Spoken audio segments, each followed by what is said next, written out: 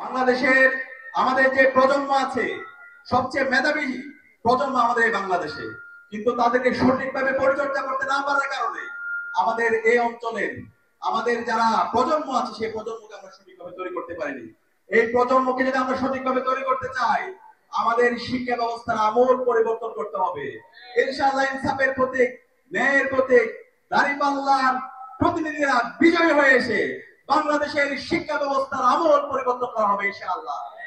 এবং আমাদের এই অঞ্চলে যদি দেখি, আজকে আমাদের যে শিক্ষা প্রতিষ্ঠানগুলো আছে, শিক্ষা প্রতিষ্ঠানগুলোর অবকাঠামোগত অবস্থা খুবই ভঙ্গুর অবস্থা। শিক্ষার যে মান, সে মানে খুবই ভঙ্গুর অবস্থা। ইনশাআল্লাহ বাংলাদেশের প্রতিটি প্রান্তরের প্রতিটি শিক্ষা প্রতিষ্ঠান এবং শিক্ষার মান উন্নয়নের জন্য আমাদের প্রতিনিধিরা কাজ করবে ইনশাআল্লাহ। একই সাথে আমাদের যে হাসপাতালগুলো আছে, আমরা আজকে দেখতে পাই আমাদের যে হাসপাতালগুলো আছে, সেই হাসপাতালে কি আপনারা সার্ভিস পান? হাসপাতালের অবস্থা খুবই ভঙ্গুর অবস্থা।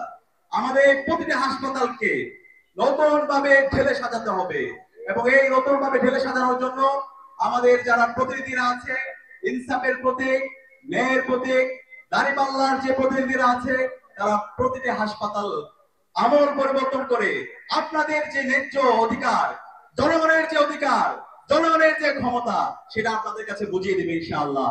একই সাথে